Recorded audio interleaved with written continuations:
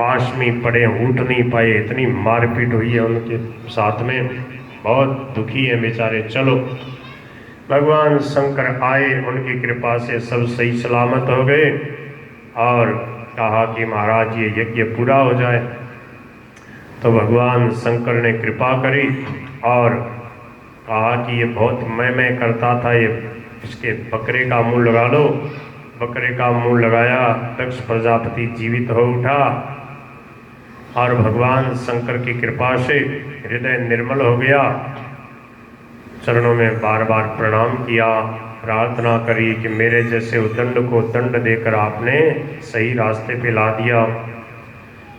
अब जैसे ही शंकर भगवान ने कहा चलो अपना यज्ञ पूरा करो, सब प्रकार की सब व्यवस्था करके, जैसे ही भगवान श्री हरि के लिए पहली आहुति प्रदान की गई, भगवान आज इन बड़े बड़े लोगों को आपस में प्रेम से मिलते जुलते देखकर जब आपस में प्रेम हो गया तो भगवान स्वयं प्रकट हो गए। बोलो भक्तवत्सल भगवान की। भगवान आ जाए फिर क्या कहना। सब लोगों ने भगवान की अपने अपने भाव से सुंदर स्तुति करी और दक्ष प्रजापति का यज्ञ संपन्न हुआ। इस कथा से कई बातें समझ में आती हैं कि अपने से जो सब प्रकार से बड़ा हो, समर्थ हो, योग्य हो, उससे डरने में ही फायदा, उससे छेड़खानी करने में मुंह की खानी पड़ती है। भगवान के भक्त का कभी तिरस्कार नहीं करे, अपनी बेटी का कभी तिरस्कार न करे और अभिमान में आकर के सबसे सम्मान की इच्छा से और ये वासना रखेंगे कि सब मेरा सम्मान करें, तो फिर क्या होगा, हृदय में जलन होती रहेगी और उस महत्वाकांक्षा के कारण से ही इन्होंने भगवान शंकर का अपमान किया और आखिर क्या हुआ, झुकना ही पड़ा। बड़े से कभी छेड़खानी नहीं करनी, भक्तों का सदा आदर करना, कभी किसी से द्रोह नहीं करना, आपस में प्रेम रखना। कई बातों की इसमें जो है बहुत सुंदर सुंदर शिक्षा मिलती है। और जब आपस में प्रेम होता है तो वहाँ भगवान आते हैं, भगवान विराजते हैं, भगवान स्वयं पधारे। आपस में सदा प्रेम रखें। स्वामी जी महाराज कहते हैं जहाँ आपस में प्रेम होता है वहाँ पर वह घर वैकुंठ बन जाता है। उस घर में रहने वाले सब भगवान के भक्तों का सहज ही कल्याण होता है और उस घर को देखकर दूसरों को बहुत प्रेरणा मिलती है, शिक्षा मिलती है। बोलो भक्तवत्सल भगवान की। देखो बचपन में अगर भगवान की तरफ रुचि हो जाए, बचपन से ही छोटे छोटे बच्चों को अच्छी शिक्षा दी जाए, उनको खुला नहीं छोड़ा जाए, तो वो बहुत अच्छे भक्त बन सकते हैं। देखो इनको शिक्षा नहीं मिली है, इनका दोष नहीं बताएंगे हम, इनके जो माता पिता हैं, इनके नाना नानी, उनका दोष है। इनको समझाया नहीं कि सत्संग के समय कभी भी चंचलता नहीं की जाती। सत्संग करते समय जब लोग आते हैं उनको प्रेम से प्रणाम करो, शांति से बैठो। सत्संग के समय विक्षेप नहीं किया जाता है। फिर न माने तो एक टाइम भोजन मत दो, 2 थप्पड़ लगाओ, एकदम शुद्ध हो जाएंगे। लाड प्यार ज़्यादा अच्छा नहीं, लाड प्यार उतना ही 5 वर्ष तक, 6ठे साल के बाद में 15 साल तक के लिए शास्त्रों ने कहा है कि फिर थोड़ी थोड़ी ताड़ना शुरू करो। क्यों? ज़्यादा लाड करने से बिगड़ता है बालक। स्वामी जी महाराज कहते थे जो ज़्यादा लाड प्यार में रखोगे तो फिर मानेंगे नहीं, फिर आपको कुछ गिनेंगे नहीं, फिर किसी को कुछ गिनेंगे नहीं। तो क्या है, हमारी जिम्मेवारी है बालकों को। स्वामी जी महाराज कहते छोटे छोटे बच्चों को बार बार शांति से बैठा करके उनको एक बार नहीं कई बार उनको बताए कि जब घर में कोई आवे, कोई कार्यक्रम हो तो उसमें तुम बिल्कुल हल्ला मत करना, चुपचाप शांति से बैठना, और नहीं मानोगे तो फिर पिटाई होगी। तुमको जो कुछ भी चाहिए मिल जाएगा, परंतु जब कोई घर में आवे तो बार बार कई बार उनके संस्कार डाल के रखो इस बात के। तो जब वो चंचलता करें, बोले देखो क्या समझाया था, फिर तुम बदमाशी कर रहे हो। 5-7 बच्चे ही आपसे समझ नहीं रहे, बताओ क्या देश धर्म की सेवा करोगे आप। बोलो गिरधर गोपाल की। एक वो माता थी सुनीति, जिसने 5 साल के बालक को भगवान का प्रेमी भक्त बना दिया। देखो छोटे बच्चे जो होते हैं वो देखा देखी करते हैं अभी कोई तो संभालो उनको, पीछे बैठा दो या वहाँ घर में ले जाओ, इधर उधर आवाज़ नहीं होनी चाहिए कथा के समय। कथा का अपमान हो रहा, इतना प्रेम से कह रहा हूँ फिर भी नहीं समझ में आ रही आपको। बोलो गिरधर गोपाल की। तो क्या है कि इनके कुछ समझ में आती नहीं है, इनको टाइम पास करना, तो इनको नीचे ही रखो, सीढ़ी से ऊपर मत आने दो इनको। बोलो बांके बिहारी लाल की जय। तो क्या है कि देखो, जब उत्तम को पिताजी की गोद में बैठे देखा तो ध्रुव जी के मन में आया कि मैं भी गोद में बैठूं।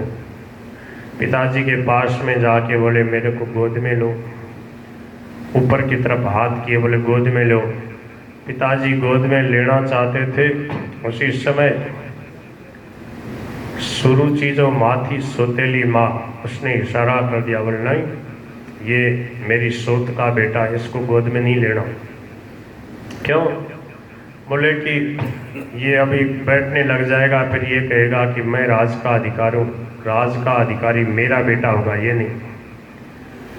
अब वो पिताजी क्या करते, पिताजी ने बेचारे को गोद में लिया नहीं। छोटा बच्चा कह रहा है मेरे को गोद में लो, पिताजी गोद में नहीं ले रहे।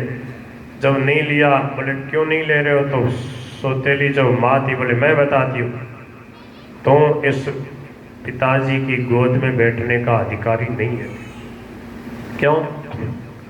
बोले तूने मेरी कोख से जन्म नहीं लिया, तूने मेरी सोत के यहाँ से जन्म लिया है, इसलिए तू इसका अधिकारी नहीं है। अगर तेरे को राज सिंहासन पर बैठने की इच्छा है तो पहले तू भगवान श्री हरि की तपस्या कर, तपसा आराध्य पुरुषम तस्यैवानुग्रहेण में, फिर तुम मेरी कोख से जन्म ले, तब तो इस राज सिंहासन पर बैठने का अधिकारी होगा।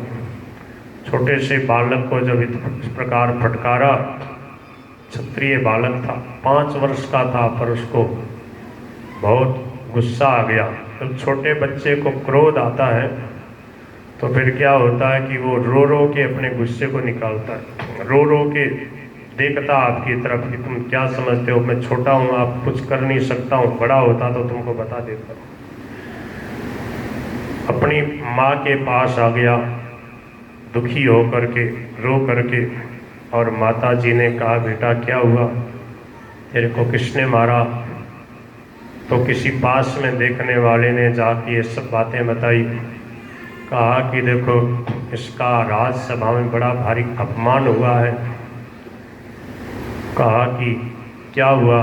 तो कहा कि इनकी सौतेली माता जी ने इनको बहुत डांट फटकार लगाई है। अब ध्रुव भी बड़ा सुबकियाँ लेके रोने लग गया और उसने सब बात बताई। माता जी ने दोष दृष्टि नहीं करी, सुनी थी। माता इतनी निर्मल बुद्धि वाली थी। देखो जिसकी बुद्धि निर्मल होती है वो दूसरे का दोष नहीं देखता, याद कर लो ये बात, वो अपना दोष देखता, अपने को सुधारता है। और स्वामी जी महाराज कहते हैं जो खुद सुधर जाता उसके लिए दुनिया सुधर जाती। वो किसी को अपने दोष का, दुख का कारण नहीं मानता। स्वामी शरणानंद जी महाराज बार बार ये बात कहते थे, बोले कि जब तक आप दूसरे को अपने दुख का कारण मानोगे तब तक दुखी रहोगे, क्योंकि दूसरे तो रहेंगे। हम अपने अविवेक के कारण से दुखी होते हैं, दूसरा तो निमित्त मात्र बनता है। अपने अज्ञान के कारण से हम दुखी होते हैं। क्यों? सुख की इच्छा के कारण से, मान सम्मान की इच्छा के कारण से अपमान होता, अपमान का दुख अनुभव में आता। जो मान चाहते ही नहीं तो उनका अपमान हो जाए तो दुखी नहीं होते। क्यों? मान अपमान दोनों में सम रहते हैं, क्योंकि शरीर अपने को नहीं मानते, अपने को भगवान का साक्षात स्वरूप मानते हैं। हमारे में कोई दोष आता ही नहीं, हमारे तक कोई विकार पहुंचते ही नहीं। परंतु शरीर में देहाध्यास रहेगा तो उसके असर पड़ेगा। सुनीति माता जो थी, भगवान का स्मरण करती, प्रभु का भजन करती, माया मोह से ग्रसित नहीं थी उनकी बुद्धि। भजन करने का प्रभाव ये होगा कि आपकी बुद्धि निर्मल हो जाएगी। निर्मल बुद्धि में क्या होगा? सही बात समझ में आएगी। हरदम विक्षेप रहित हलचल होकर के भजन करते रहोगे। सुनीति माता ने कहा बेटा तुम्हारी जो माँ सुरुचि है उसने सही कहा है, क्योंकि अगर तूने भजन किया होता, मैंने भजन किया होता तो ये दशा नहीं होती। भगवान का भजन करने वाले ही वास्तव में सच्चे सुखी हैं। और भजन का एक स्वरूप ये है कि किसी को किंचित मात्र भी हम कष्ट न दें, ये भाव महान भजन है। और किसी के द्वारा हम किंचित मात्र भी उद्विग्न न हो, दुखी न हो। यस्मान्नो द्विजते लोको लोकान्नो द्विजते चय।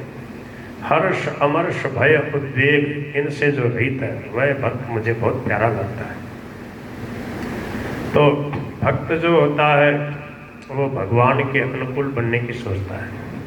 अपने परिवार को, अपने बेटे को भी भगवान के अनुकूल बनाने की सोचते हैं। सुनीति माता ने अपने लाडले बेटा ध्रुव को समझाया कि बेटा, तेरे को सबसे ऊंचा पद प्राप्त करना है तो एक ही उपाय है, नान्यम ततः पद्म पलाश लोचनात् दुःखच्छिदं ते मृगयामि कंचन। भगवान के अलावा तुम्हारा दुख दूर करने वाला मैं कोई नहीं देखती हूँ, इसलिए आराधया धोक्षज पाद पद्मम। अगर तुम ऊंचा पद चाहते हो तो भगवान के चरणों की सेवा करो, उनकी आराधना करो, सब कुछ मिलेगा। ध्रुव जी ने कहा ठीक है माँ, और माता जी को प्रणाम करके घर से निकल गए। बोले अब भगवान से मिलके ही आऊँगा। जब छोटा सा बालक अपने घर से निकल के भगवान के भजन के लिए जंगल की तरफ जा रहा है तो माँ ने बिल्कुल मोह ममता नहीं करी। आज उसका इतिहास में नाम अमर हो गया। भगवान पे विश्वास किया और देखा बालक भी भगवान का विश्वासी है, मेरी बात मानने वाला है, भगवान अवश्य इसकी रक्षा करेंगे। कहा कि हे प्रभु, हे शरणागत वत्सल, हे पतित पावन, हे अशरण शरण, हे अनाथनाथ, ये मेरा छोटा सा कोमल सा फूल आपके चरणों में समर्पित करती हूँ। अब आप इसे संभालो, आप इसको जरूर मिलो। ध्रुव जी निकल पड़े, नगर से बाहर निकल पड़े। जैसे ही नगर से बाहर चले जा रहे, ये नहीं पता कहाँ जाके कैसे भजन करूँगा, बस भजन करूँगा। हमारा भीतर का पक्का निश्चय होता भजन करने का तो गुरु जी भी आ जाते हैं, भजन का तरीका भी बता देते हैं, स्थान भी बता देते हैं, और हमें आशीर्वाद भी मिलता है और साधना सिद्ध होती है, सफल हो जाती है, भगवान भी मिल जाते हैं। स्वामी जी महाराज कहते थे शिष्य बनाए नहीं जाते, गुरु बनाए नहीं जाते, गुरु अपने आप मिल जाते हैं। आप सच्चे शिष्य बन जाओगे, आप सच्चे जिज्ञासु बन जाओगे, आपका निश्चय भगवान से मिलने का हो जाएगा तो भगवान की कृपा शक्ति गुरु जी को ला देगी। गुरु जी सब कुछ बता देंगे और भगवान की कृपा शक्ति के कवच में सुरक्षित रहते हुए आप भजन करके भगवान को अवश्य पालोगे। जो कन्नौज के पास उन्नाव है, कानपुर के पास, वहाँ से ध्रुव जी चले आ रहे हैं। बीच में नारद जी मिले। नारद जी ने कहा बेटा कहाँ जा रहे हो? बोले परम प्यारे से मिलूंगा। स्वामी जी कहते थे ऐसे, बोले पलम प्याले से मिलूंगा। अभी पूरा बोलना भी नहीं आ रहा है। परम प्यारे प्रभु से मिलूंगा। बोले तुम भगवान से मिलोगे? अरे बड़े बड़े ऋषि मुनि महात्माओं की दाढ़ी सफ़ेद हो गई, खोपड़ी के बाल उड़ गए, उनको भगवान अभी तक नहीं। तू तो टाबर है, अभी तो छोटो सो टाबर, तने थोड़ी भगवान मिल जैसे। अरे तेरे खेलने खाने का समय, चलो कोई बात नहीं, मैं तेरे पिताजी को समझा देता हूँ, चलो आओ, आज ही आपको आधा राज दिलाता हूँ। जब ध्रुव जी ने देखा, हा देखो मेरा मार्ग बिल्कुल सही है। अभी तक ये कहाँ गए थे? स्वामी जी कहते थे, बोले ध्रुव जी ने सोचा अभी तक ये कहाँ गए थे, आज जब मैं भगवान की तरफ चला हूँ तब नारद जी आए, अब तो मेरे को आधा राज क्या लेना, भगवान से मिलना। बोले आधा पर्दा नहीं लेना, लेंगे तो पूरा ही लेंगे, भगवान से ही लेंगे, किसी से नहीं लेंगे। नारद जी महाराज ने बहुत समझाया, नहीं माने तो नारद जी कहने लगे ठीक है, आपका लक्ष्य बिल्कुल सही है, आपने सही सोचा, तुम्हारी माँ ने जो कहा बिल्कुल सही है, भगवान की प्राप्ति का मार्ग ही सही है, भगवान से मिलना चाहिए, जीवन का लक्ष्य यही है। ध्रुव जी बोले गुरु जी कृपा करो, मैं कहाँ जाके भजन करूं, कैसे भजन करूं, कौन सा नाम लूं, कैसे भगवान का ध्यान करूं, कैसे उनकी पूजा करूंगा, ये सब बातें बताओ। नारद जी महाराज ने एक एक करके सब बताई। इतना सुंदर भगवान का चतुर्भुज नारायण का ध्यान बताया कि भगवान प्रेम से मुस्कुरा के मेरी तरफ देख रहे हैं, कृपा की वर्षा कर रहे हैं, अवश्य प्रभु मेरे को मिलेंगे। बोले गुरुजी ते ध्यान तो बताओ, नाम तो बताओ। बोले ओम नमो भगवते वासुदेवाय, ये प्रभु का नाम लेना। और तीनों टाइम यमुना जी में स्नान करना। कहाँ पे? बोले मधुवन में जाओ, यमुना के किनारे मधुवन है। मथुरा के पास जो जय गुरुदेव का आश्रम बना हुआ बड़ा सारा सफ़ेद, उसके सामने 1-2 किलोमीटर सामने ध्रुव टीला है, यमुना जी बहती थोड़ी और आगे जाके। तो वहाँ पर श्री ध्रुव जी महाराज ने उस टीले पे बैठ करके भजन किया। उस समय भयंकर जंगल था, सतयुग की बात है, लाखों वर्ष पुरानी बात है। अब देख लो 5 वर्ष का बालक, नारद जी ने स्थान बताया, ध्यान बताया, पूजा की विधि बता दी, नाम बता दिया। अब प्रणाम करके नारद जी को ध्रुव जी मधुवन में ध्रुव टीले पे वहाँ आकर के और शांति से प्रभु का नाम लेने लगे। तीनों टाइम यमुना जी में स्नान करके कई घंटे तक बैठकर बस प्रभु का नाम लेना, प्रभु की पूजा करते हैं, प्रभु का नाम ले रहे हैं, ध्यान कर रहे हैं। ऐसे करते करते 1 महीना बीत गया। 3 दिन से थोड़ा कुछ कपित्थ भद्रासन है, कपित्थ और बेर खा लेते और पानी पी लेते। 1 महीना बीत गया, दूसरा महीना बीत गया, फिर भी भगवान नहीं आए। तो और उपासना को तेज कर दिया। पहले त्रिरात्रांते कपित्थ भद्रासन है, अब द्वितीयम च तथा मासम षष्ठेर्भको दिने तृणपर्णादि भी, केवल घास पात खा लेते, पानी पी लेते। घास के कुछ पत्ते ऐसे होते हैं, उनको खा लेने से तृप्ति हो जाती है। कुछ तरकारी वगैरह, पालक वगैरह, मरुआ वगैरह के पत्ते, कुछ पत्ते ऐसे होते हैं जिनको खा के काम चला लेते और पानी पी लेते। दूसरा महीना 6 दिन से इस प्रकार बीत गया।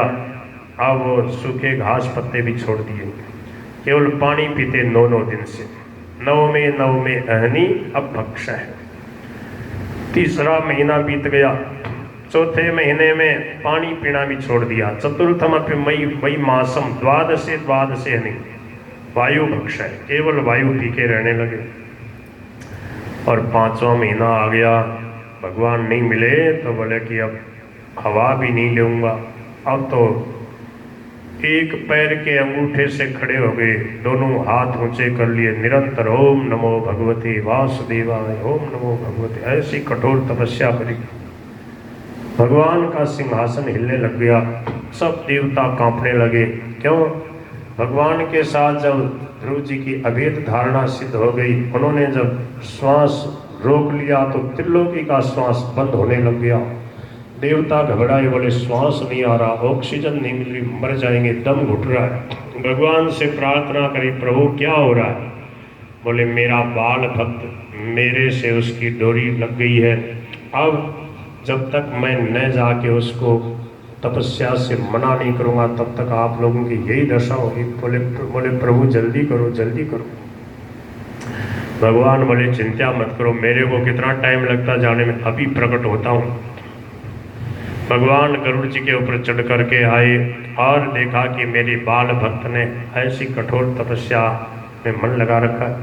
और भीतर में ध्रुव जी के भगवान का बड़ा सुंदर ध्यान हो रहा, भगवान के ध्यान में दर्शन हो रहे, बाहर का कुछ होश नहीं। भगवान सामने आके खड़े हो गए हैं, ध्रुव जी को पता नहीं।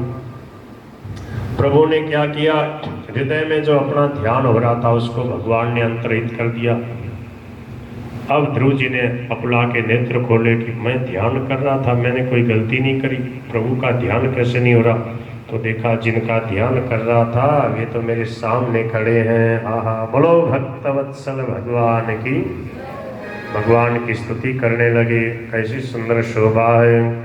सशंख चक्रम सकिरीट कुंडलम सपीत वस्त्रम सरशिरुहे क्षणम सहार वक्ष स्थलकौस्तुभश्रियं नमामि विष्णुं शीर्षा चतुर्भुजं श्रीकृष्ण गोविंद हरे मुरारे हे नाथ नारायण वासुदेव श्री कृष्ण गोविंद हरे मुरारी हे नाथ नारायण वासुदेव श्री कृष्ण गोविंद हरे मुरारे हे नाथ नारायण वासुदेव श्री कृष्ण गोविंद हरे मुरारी हे नाथ नारायण वासुदेव। भगवान श्री हरि के दर्शन करके ध्रुव जी भाव विभोर हो गए, प्रभु के चरणों में गिर पड़े और प्रभु के दर्शन कर रहे हैं। प्रभु ने उठा के हृदय से लगा लिया, प्रभु को देखते जा रहे हैं। आहा, मन में आ रहा कि प्रभु की स्तुति करूं, पर छोटा सा बालक है, 5 वर्ष का बालक, क्या जाने। प्रभु ने अपना वेदमय शंख उनके गाल से छुआया और छूते ही महाराज उनको सोई हुई सरस्वती प्रकट हो गई। जैसे कोई महापुरुष, बड़े बड़े संत महात्मा भगवान की स्तुति करते हैं, ऐसे ही भगवान की स्तुति करने लगे। योऽन्तः प्रवेश्य मम वाचमिमां प्रसुप्तां सञ्जीवयत्यखिलशक्तिधरः स्वधाम्ना अन्यांश्च हस्तचरणश्रवणत्वगादीन् प्राणान्नमो भगवते पुरुषाय तुभ्यम्।